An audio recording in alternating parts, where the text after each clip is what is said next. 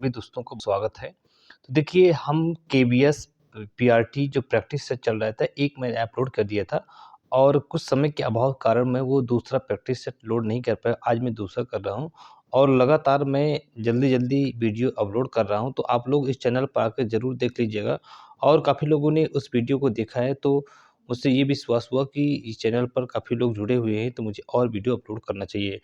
चलिए practice set number 2 को हम स्टार्ट करते हैं और ये वीडियो अगर पसंद आए तो लाइक, शेयर और सब्सक्राइब ज़रूर कर दीजिएगा। ये प्रैक्टिस सेट नंबर 2 है।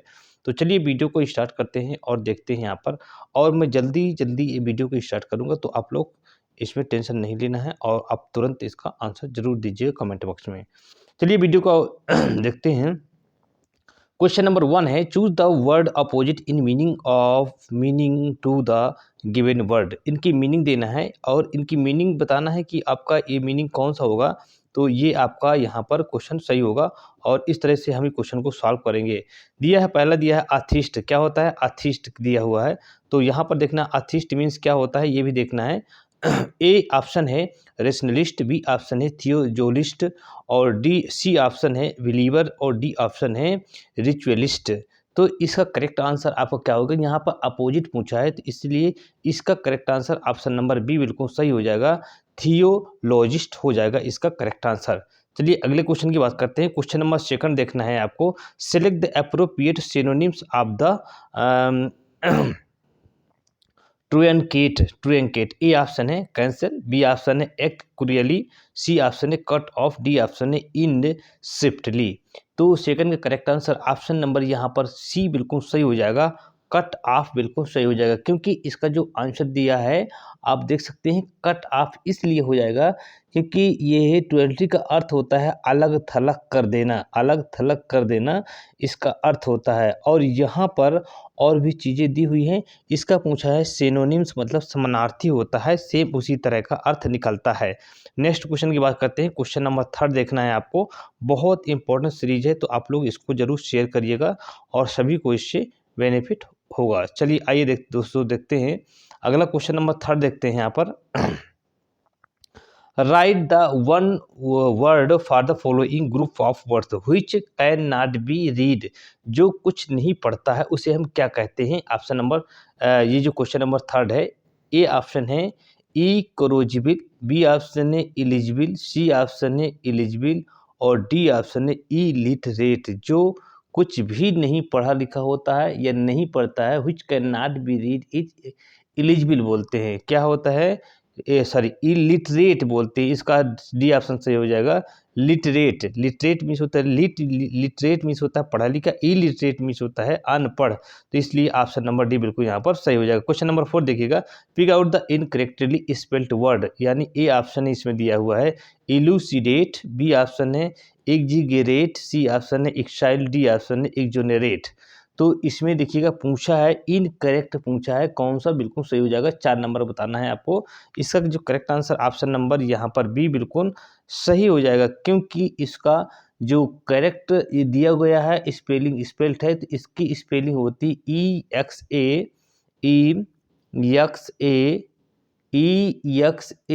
Double G E R A T E. Exaggerate ये इसकी एग्जैक्ट मीनिंग होती है। यहाँ पर आपको देखना है कि क्या होगा इसकी मीनिंग। चलिए अगला क्वेश्चन देखते हैं। क्वेश्चन नंबर 5 देते हैं। Fill in the blanks with the correct idioms भरना है यहाँ पर आई, और यहाँ पर ब्लैंक दिया हुआ है of Rama at the theatre but she did not see me. तो यहाँ पर क्या भरना है? हेल्ड ए ग्लिम्स, बी है थ्रू अ ग्लिम्स, सी है और वांटेड ए ग्लिम्स और डी है काट अ ग्लिम्स। तो 5 का करेक्ट आंसर क्या हो जाएगा आप बताना है। इसका correct answer option number D बिल्कुल यहाँ सही हो जाएगा। काट अ ग्लिम्स बिल्कुल यहाँ पर सही हो जाएगा। नेक्स्ट क्वेश्चन की अगर बात करते हैं, क्वेश्चन नंबर 6 है। तो यहाँ पर दिया direction fill in the blank in the following sentence दिया गया है। यहाँ दिया है the man is of hearing. Question में दिया है somewhat deaf. A option है a man is soft of, क्या होगा? बी है कूल ऑफ, डी है हार्ड ऑफ और डी है लॉट ऑफ। तो आपने सुना होगा कि ए लॉट ऑफ यहाँ पर क्या हो जाएगा? इसके सेंस के अकॉर्डिंग हम इसको यहाँ पर फिलफिल करेंगे। तो यहाँ पर क्या हो जाएगा, 6 का correct answer option number C बिल्कुल यहाँ पर सही हो जाएगा। हार्ड ऑफ हियरिंग क्या हो जाएगा, हार्ड ऑफ हियरिंग यहाँ पर हो जाएगा। बिल मीन्स डीफ, इसका अर्थ क्या होता है, DEAF, डीफ होता है। इस तरह से करेक्ट आंसर बिल्कुल यहाँ पर हो जाएगा। अगले क्वेश्चन की बात करते हैं, क्वेश्चन नंबर 7 चलते हैं। क्वेश्चन नंबर 7 देखते हैं। Choose the part where there is an error in the given sentence. Sentence दिया हुआ है ए यहाँ पर ए नंबर दिया हुआ है आई वेंट टू, और बी में दिया हुआ है द लाइब्रेरी टू गेट, सी में दिया हुआ है एज मैनी इन्फॉर्मेशन, और डी दिया हुआ एज आई कुड। तो यहाँ पर देखना है कि इसका करेक्ट आंसर क्या होगा। तो इसका करेक्ट आंसर ऑप्शन नंबर यहाँ पर सी पूछा है, एरर पूछा है, कौन से पार्ट में यहाँ पर एरर है। तो आपको एरर बतानी है, क्या बतानी है, एरर बतानी है, क्या हो जाएगा। देखिए information is uncountable noun, information uncountable noun है, और so much would be used instead of many, so option C is wrong. ठीक है, यानी क्या हो जाएगा यहाँ पर, ए हो जाएगा instead of many, so option is wrong, hence option would be correct. क्या हो जाएगा यहाँ पर, वुड बी करेक्ट हो जाएगा। ठीक है, तो इसलिए यानी मैनी इन्फॉर्मेशन यहाँ पर करेक्ट नहीं होगा। यहाँ पर मुझे एरर कौन सी है, तो ये ऑप्शन से बिल्कुल सही हो जाएगा। 8 नंबर का, change the following verb into noun approved. ठीक है, इनटू नाउन, नाउन में इसको चेंज करना है। अप्रूव्ड, अप्रूविंग हो जाएगा, अप्रूवल हो जाएगा, और सी ऑप्शन है अप्रूव्ड हो जाएगा, और डी ऑप्शन अप्रूव्स हो जाएगा। तो 8 का correct answer option number B हो जाएगा, अप्रूवल हो जाएगा। इसको नाउन में हमने कन्वर्ट कर दिया। 9 नंबर देखना है, 9 नंबर क्या है, the gallery has over 1000 paintings these during the last 100 years. क्या हो जाएगा यहाँ पर, देखना है लास्ट 100 ईयर्स हो जाएगा। तो यहाँ पर हैज ओवर इतने पेंटिंग दीज ड्यूरिंग। अब देखिए 9 का जो हो जाएगा करेक्ट आंसर क्या हो जाएगा, ऑप्शन यहाँ पर हो जाएगा, देखिए हैव बीन होगा, क्या हो जाएगा, हैव बीन कलेक्टेड हो जाएगा यहाँ पर, और इस तरह से ऑप्शन नंबर बी 9 का सही हो जाएगा यहाँ पर। तो 10 नंबर देखते हैं, 10 नंबर देखते हैं, they are repairing the bridge, bridge को रिपेयर कर रहे हैं।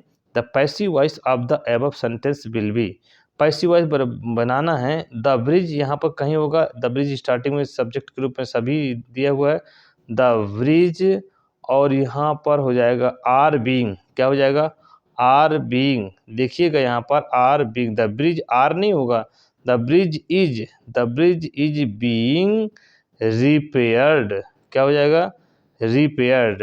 थर्ड फॉर्म होगी बीइंग रिपेयर्ड, अब बाई देम होगा, तो देम अगर नहीं दिया है तो कोई डाउट नहीं, इसलिए 10 का करेक्ट आंसर क्या हो जाएगा, ऑप्शन नंबर सी बिल्कुल यहाँ पर करेक्ट हो जाएगा। ठीक है, तो इसलिए ये हो जाएगा। अब देखिए हम यहाँ पर चलते हैं, दिए गए विकल्पों में से अवनी का विरुद्ध क्या होगा, और अपोजिट पूछा है। ए ऑप्शन है अमन, बी ऑप्शन है चक्षु, सी ऑप्शन है अग्नि, और डी ऑप्शन है अंबर।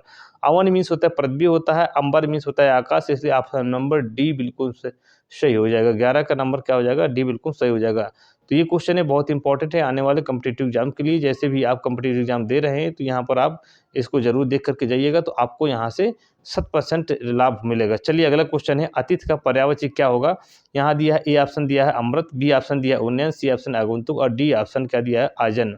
तो अतिथि का ही मतलब होता है यहाँ पर आगंतुक को आगंतुक होता है। ऑप्शन नंबर सी बिल्कुल यहाँ पर करेक्ट हो जाएगा। 13 नंबर का देखिएगा, जिसे प्रमाण द्वारा सिद्ध ना किया जा सके उसके लिए क्या होता है। ए ऑप्शन है अप्रमाणित, बी ऑप्शन है अनुप्रमेय, सी ऑप्शन है अप्रमेय, और डी ऑप्शन है यहाँ अप्रमाणिक। तो ये इसका करेक्ट आंसर अप्रमेय हो जाएगा। ऑप्शन नंबर सी बिल्कुल यहाँ पर 13 का बिल्कुल सही हो जाएगा, ऑप्शन नंबर सी बिल्कुल सही हो जाएगा। चलिए अगला क्वेश्चन देखते हैं, 14 नंबर का, पुस्तकालय में कौन सी संधि है। तो ए ऑप्शन है दीर्घ, बी ऑप्शन है गुण, सी ऑप्शन है वृद्धि, डी ऑप्शन यहाँ पर यण हो जाएगा। तो देखिए यहाँ जो करेक्ट आंसर पुस्तकालय में यहाँ पर दीर्घ संधि हो जाएगा। यहाँ पर देखिए पुस्तक धन आलय, यहाँ पर हो जाएगा पुस्तक प्लस आलय, तो यहाँ पर कौन संधि हो जाएगी, यहाँ पर दीर्घ संधि हो जाएगी, क्योंकि बड़ा की मात्रा लगी हुई है। तो ऑप्शन नंबर ए बिल्कुल यहाँ पर करेक्ट हो जाएगा। चलिए अगला क्वेश्चन देखते हैं। अगला क्वेश्चन 15 का है, गंगा तट पर कुछ लोग भोजन कर रहे हैं, रेखांकित शब्द में से कौन सा समास? गंगा के तट पर अगर ये आया है तो यहाँ पर ऑप्शन नंबर बी सही हो जाएगा, तत्पुरुष समास होगा। यहाँ पर 15 का क्या हो जाएगा, 15 का बी तत्पुरुष समास हो जाएगा। यानी गंगा तट पर कुछ लोग भोजन कर रहे थे, वाक्य में रेखांकित जो शब्द होता है तत्पुरुष समास होगा। और इसमें जो होता है क्या होता है, समास में बाद का पद जो होता है प्रधान होता है। चलिए आजकल के बच्चे माता पिता की आंखों में धूल झोंकने में कुशल है, रेखांकित अर्थ का बताना है। यानी झोंकने में धोखा देना होता, उपद्रव करना होता है, मान न देना होता है, घमंड दिखाना। तो इसका जो यहाँ पर ये बताया गया है कि आप देख सकते हैं यहाँ पर जो इसका जो करेक्ट आंसर हो जाएगा ऑप्शन नंबर ए बिल्कुल सही हो जाएगा। अर्थात धूल झोंकने का मतलब होता है धोखा देना। क्या होता है, धूल झोंकने का मतलब होता है धोखा देना, बिल्कुल सही हो जाएगा। तो इस तरह से इसका आप यहाँ पर निकाल सकते हैं अर्थ और आगे देख सकते हैं। चलिए अगला क्वेश्चन है, ये 17 नंबर का देखना है। इनमें से पुल्लिंग शब्द कौन सा होगा? पुल्लिंग, देखिए पुल्लिंग यहाँ ए ऑप्शन है दया, दया नहीं आती, स्त्रीलिंग होगा। बी ऑप्शन निर्धनता, चली गई, बी ऑप्शन ए पुल्लिंग हो गया और स्त्रीलिंग हो गया। ए ऑप्शन है बुढ़ापा, बुढ़ापा आ गया, यही ऑप्शन बिल्कुल यहाँ पर करेक्ट हो जाएगा। ऑप्शन नंबर बी यहाँ पर, और सी ऑप्शन सही हो जाएगा, दुर्घटना आ गई या दुर्घटना हो गई, तो ये पुल्लिंग स्त्रीलिंग में हो जाएगा, इसलिए ऑप्शन नंबर यहाँ पर सी बिल्कुल सही हो जाएगा। और नेक्स्ट क्वेश्चन की अगर चर्चा करते हैं, माता पिता अपने बच्चे के लिए कड़ी मेहनत करते हैं, करते रेखांकित शब्द का क्या अर्थ होगा? विशेषण, यहाँ जो रेखांकित के लिए, कर्ता ने कर्म को करण से संप्रदान को के लिए, संप्रदान को के लिए, देखिए यहाँ पर जो होता है संप्रदान को के लिए होता है ना, तो ये ऑप्शन है विशेषण होगा नहीं यहाँ पर, ठीक है, सर्वनाम होगा नहीं यहाँ पर, नाउन होगा नहीं यहाँ पर, तो ऑप्शन नंबर यहाँ पर बी बिल्कुल सही हो जाएगा, यानी परसर्ग होगा। क्या होगा यहाँ पर जो 18 नंबर का होगा, 18 नंबर का बी ऑप्शन बिल्कुल यहाँ सही हो जाएगा। तो रेखांकित शब्द के लिए परसर्ग का ही प्रयोग किया जाता है, इसलिए बिल्कुल यहाँ पर करेक्ट हो जाएगा। चलिए अगले क्वेश्चन की अगर बात करते हैं, 19 नंबर क्वेश्चन बहुत इंपॉर्टेंट है आप लोगों के लिए, और इस क्वेश्चन को मिस नहीं करना है, आप लोग बिल्कुल शुरू से अंत तक देखिएगा, बहुत गौर से देखिएगा। देखिए 19 नंबर ये कह रहा है आप लोगों का, आजकल अनुशासन के अभाव में विद्यार्थियों में उच्छृंखलता आती है, निम्नलिखित शब्द को शुद्ध बताना है। देखिए यहाँ पर अगर शुद्ध की अगर बात करते हैं तो ऑप्शन नंबर सी बिल्कुल यहाँ पर सही हो जाएगा।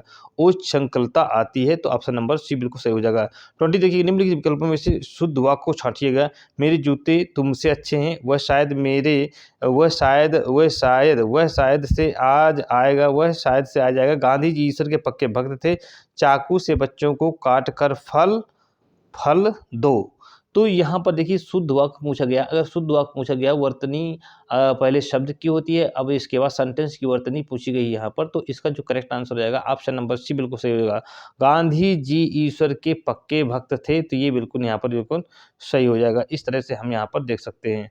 चलिए अगला देखते हैं, अगला क्वेश्चन देखते हैं। अगला क्वेश्चन ये है, हड़प्पा सभ्यता के एक सिक्के लोथल की खुदाई की खोज किसने की थी?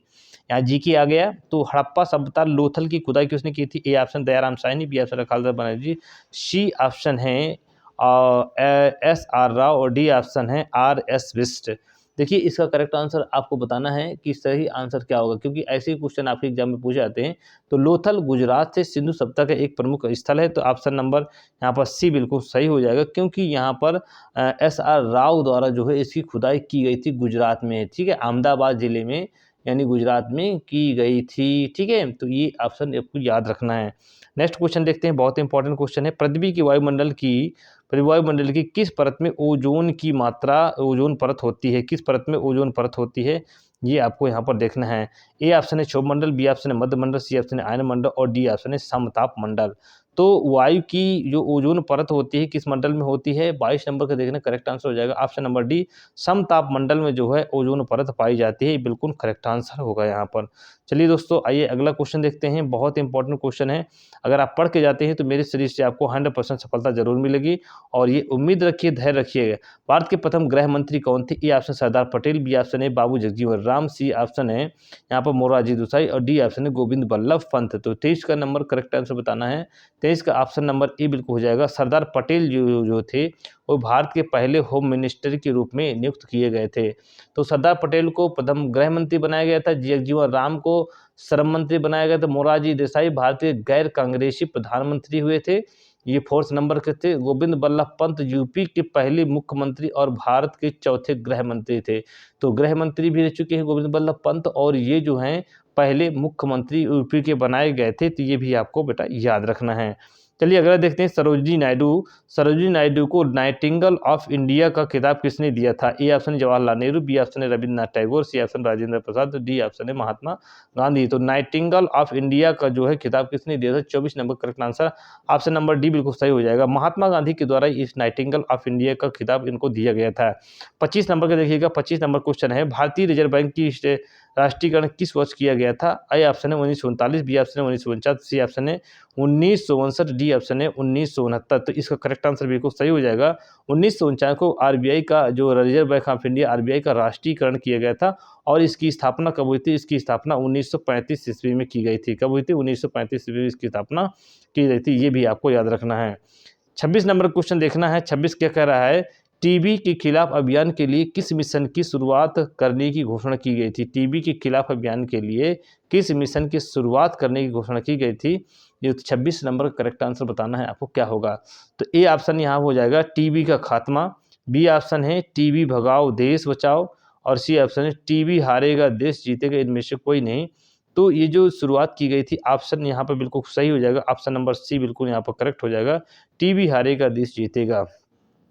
27 नंबर का देखिए, संथारा डैश दिया हुआ है, समुदाय का एक धार्मिक संस्कार है। धार्मिक संस्कार है, ए ऑप्शन है सिख धर्म हो गया, बी ऑप्शन है जीव धर्म हो गया, सी ऑप्शन है जैन हो गया, और डी ऑप्शन है बौद्ध धर्म हो गया। तो बताना है संतारा समुदाय का एक धार्मिक संस्कार है, वह कौन सा है, ये आपको जल्दी से बताना है। करेक्ट आंसर बता दीजिए और इसके बाद हम बताते हैं क्या होगा इसका करेक्ट आंसर।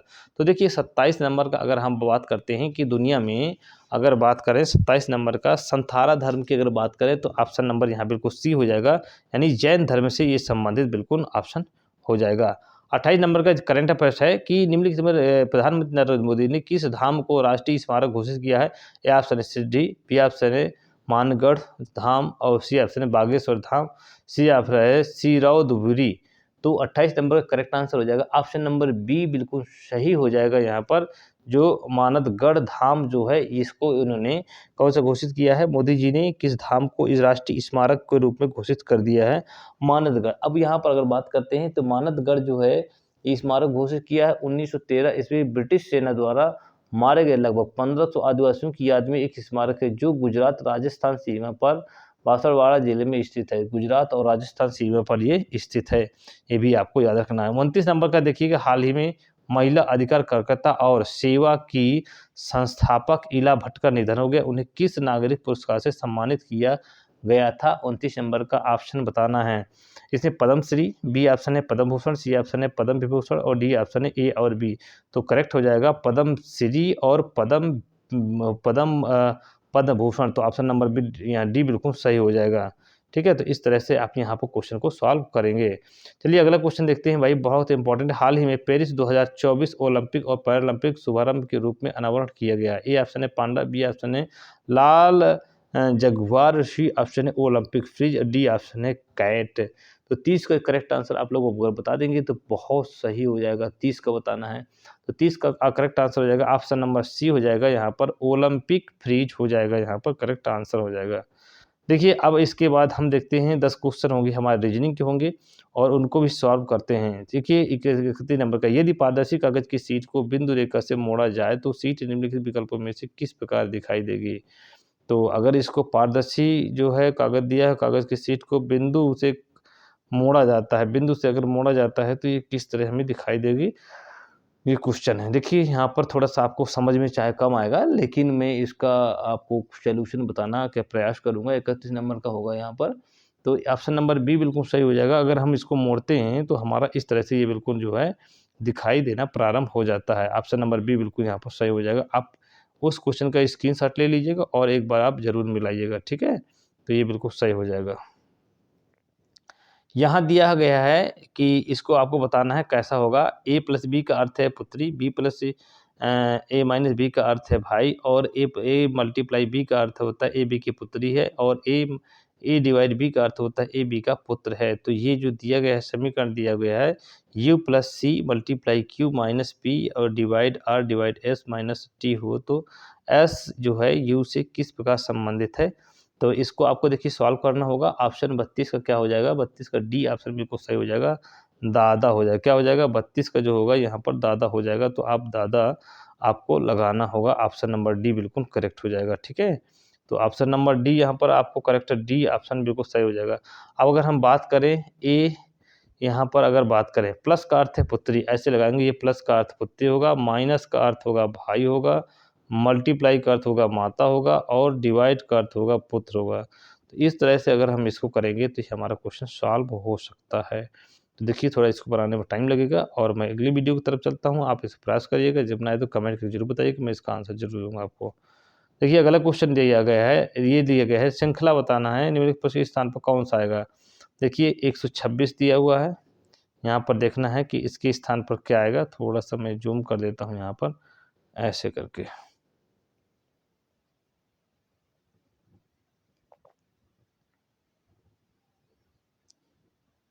ठीक है, अब देखिएगा यहाँ पर जो दिया गया है 126 दिया गया है। ठीक है, यहाँ पर जो दिया गया है 126 दिया गया है, ये भी आपको याद रखना है भाई। मैं थोड़ा सा इसको और कर लेता हूँ इधर को। हाँ 116 128, अंतर कितना है? अंतर अगर बात करें यहाँ पर 2 का ये हो जाएगा, 1 का ये हो जाएगा, 12 का अंतर ये होगा। अब इसका अंतर कितना आएगा भाई? इसका इन दोनों का अंतर होगा 16, 8 दूनी 16 हो जाएगा। ठीक है, और 3 1 18 हो जाएगा। फिर यहाँ पर अंतर कितना आएगा? यहाँ पर 10 में से 6 गए 4, और 4 2 6 24 हो जाएगा। ठीक है, फिर इसका अंतर निकालना है 70, और यहाँ पर हो जाएगा 30 अंतर आ जाएगा। ठीक है, तो 12 6 18, 18 6 24, 6 30, 6 36, यहाँ पर जो अगला आएगा वो 36 आएगा।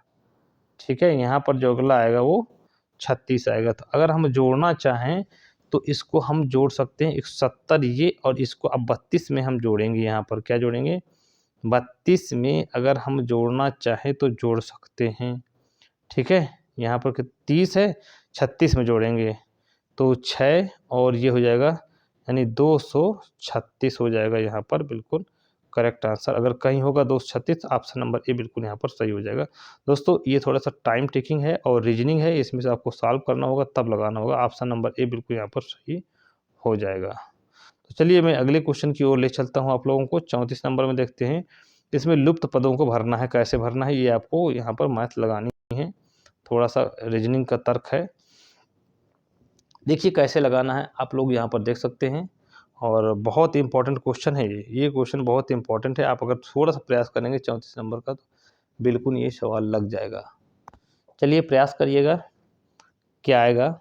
ठीक है, यहाँ पर आपको प्रयास करना है। जिस प्रकार देखिएगा 7 8, यहाँ पर देखिएगा, यहाँ पर अगर हम बात करते हैं 7 और 8, 7 का स्क्वायर प्लस 8 का स्क्वायर कितना हो जाएगा? 7 7 49 प्लस 8 8 64 हो जाएगा। ठीक है ना, 9 4 13 और 6 4 10 11, 113 हो रहा है ना। ये जो सीरीज है इस पर हो रहा है, ऊपर वाले का स्क्वायर 8 का स्क्वायर करके 113 बन रहा है। इसी तरह अगर हम बात करते हैं दूसरे की, अगर बात करते हैं तो वो भी सेम ऐसे ही होगा। ये भी क्या होगा? सेम ऐसे, 11 का स्क्वायर प्लस का 12 का स्क्वायर प्लस का 12 का स्क्वायर, तो 11 11 हम 121, अब प्लस 12 का 144 हो जाएगा। तो यहाँ पर हो जाएगा 5 6 265। ये ऑप्शन बी यहाँ पर बिल्कुल सही हो जाएगा। ऊपर के नंबर का स्क्वायर और लास्ट दोनों को जोड़ने के बाद लास्ट वाला नंबर आपको मिल जाएगा। अगर हम बात करते हैं इस नंबर की बात करते हैं तो 14 का स्क्वायर कितना होता है? 196, और 9 का स्क्वायर होता है 81। ये 7 8 9 17, 277 हो जाएगा। ऑप्शन नंबर कहीं अगर दिया है, ऑप्शन नंबर ए बिल्कुल यहाँ पर करेक्ट हो जाएगा, और आप लोग इसको देख सकते हैं, ऑप्शन नंबर ए बिल्कुल सही हो जाएगा। तो इस तरह से यहाँ पर आप लगा सकते हैं। देखिए यहाँ पर दिया हुआ है कूटवाचक का दिया है, कोडिंग डिकोडिंग कहते हैं। एस्ट्रोनॉमी को हम लिखते हैं सार्थपोनिम के रूप में लिखते हैं। तो उसी अगर भाषा में लिखा जाए कि फेनुग्रीक को कैसे लिखा जाएगा, ठीक है, तो आप यहाँ पर देख सकते हैं कि अगर हम ए को ए और एस को एस, देखिए यस ए और यहाँ पर जो है टी आर है तो आर टी कर दिया गया है। तो यानी इसको ऐसे-ऐसे चेंज कर दिया गया है, ऐसे-ऐसे इसको कर दिया गया है। अब बस इसमें कुछ नहीं है, ऐसे-ऐसे कर दिया गया है और इसको 2-2 वर्ड लेटर को लेकर के ऐसे-ऐसे कर दिया है इसको ऐसे-ऐसे कर दिया है। तो जैसे-जैसे कर दिया है इसी को हम यहाँ पर जो नीचे दिया गया है, इसको भी चेंज कर देंगे, ठीक है ना? तो हम लगेंगे ई लिखेंगे, एफ लिखेंगे, यू लिखेंगे, एन लिखेंगे, आर लिखेंगे, जी लिखेंगे और ई लिखेंगे, फिर ई लिखेंगे और के लिखेंगे, ठीक है? तो इस तरह से हम यहाँ पर इसको देख सकते हैं E F U N H E R K E H R G यहाँ पर जो दिया गया है, तो यहाँ पर आप देख सकते हैं इसको, ठीक है? तो लास्ट में क्या होना चाहिए ये बताना है, ई होना चाहिए लास्ट में। तो यहाँ पर हम देख सकते हैं कि लास्ट में ई होगा, बिल्कुल सही होगा लास्ट में, ठीक है? तो देख सकते हैं यहाँ पर क्या हो जाएगा, यहाँ पर जो लास्ट में आंसर आएगा, आपका आंसर क्या आएगा, इसी प्रकार से E F U N H E R K E हो जाएगा, के ई हो जाएगा। तो इस तरह से आंसर यहाँ पर 35 नंबर का जो करेक्ट आंसर रहेगा ऑप्शन नंबर डी बिल्कुल यहाँ पर सही हो जाएगा। तो आप इसको यहाँ पर मिला सकते हैं, डी सही हो जाएगा। चयनित पाठ की प्रतिलिपि कॉपी करने के लिए कुंजी पटल पर किस कुंजी संयोजन का प्रयोग किया जाता है? तो ये कंप्यूटर हो जाएगा, यानी कॉपी करने के लिए कंट्रोल वी का प्रयोग किया जाता है। क्या कंट्रोल वी का प्रयोग किया जाता है कि कंट्रोल आल्ट सी का, कंट्रोल सी और शिफ्ट सी किसका प्रयोग किया जाता है यह बताना है आपको। इसका हो जाएगा कंट्रोल सी का प्रयोग किया जाता है। क्या कंट्रोल सी का प्रयोग जो है कॉपी करने के लिए किया जाता है और पेस्ट करने के लिए कंट्रोल वी का प्रयोग किया जाता है। इस तरह से आपको याद रखना है। 37 नंबर का देखिए, अपने कर्मचारियों द्वारा अनन्य प्रयोग के लिए संगठन द्वारा उपयोग किया जाने वाला एक निजी नेटवर्क क्यों क्या हम कहते हैं?